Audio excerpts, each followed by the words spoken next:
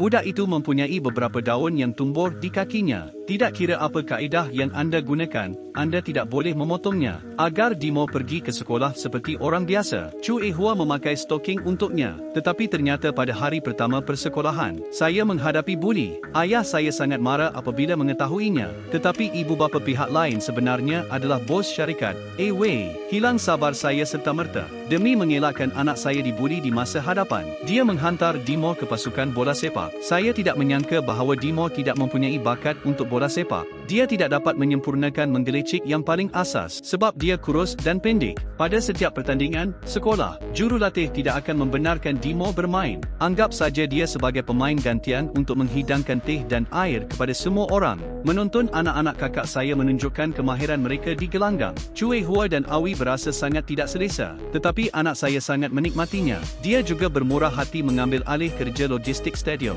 Tetapi apabila permainan semakin hangat, pihak lawan tiba-tiba melakukan kesalahan terang-terangan, menyebabkan pemain kita jatuh ke tanah di tempat kejadian, malah hilang keupayaan untuk bergerak. Ia tidak mungkin lagi untuk meneruskan permainan. Pasangan itu segera teruja apabila mereka melihat ini, kerana anaknya adalah pemain gantian. Sekarang saya akhirnya mempunyai peluang untuk muncul. Apa yang tidak dijangka oleh semua yang hadir ialah itu. Pada masa ini, Dimo bagaikan seseorang yang dirasuk oleh Ronaldo. Satu langkah luar biasa yang kacak, buat seluruh penonton teruja. Chu Ehua dan Awi lebih bangga. Saat terakhir permainan, Demo menepati jangkaan, menendang sepakan penentu, berjaya menerobos pertahanan penjaga gol. Walaupun bola dijaringkan, tetapi terdapat letusan ejekan di kalangan penonton, hanya kerana dia menjaringkan gol sendiri. Dan Demo, yang dianggap sebagai pemain gantian, tiada siapa pernah memberitahunya peraturan mahkamah. Ini membawa kepada kejadian ini sendiri. Pihak lawan berjaya menang 2-1. Dalam perjalanan pulang dari permainan, Dino memandang kilat dan buruh di luar. Cuaca bergelora. Dia tahu bahawa hari ini akhirnya tiba. Jadi saya menarik nafas panjang,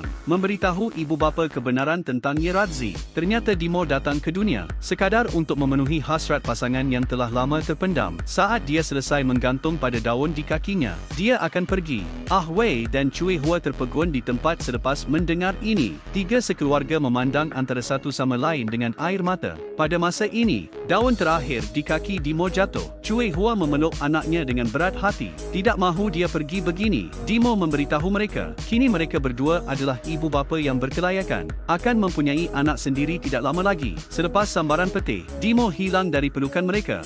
Wei dan Chu Ehua berlari ke halaman belakang dalam hujan lebat. Kotak kayu yang pernah ditanam digali keluar dari tanah. Buka dan lihat, hasrat yang tertulis di dalamnya telah lama hilang. Yang tertinggal ialah daun-daun yang digugurkan oleh Dimo, dan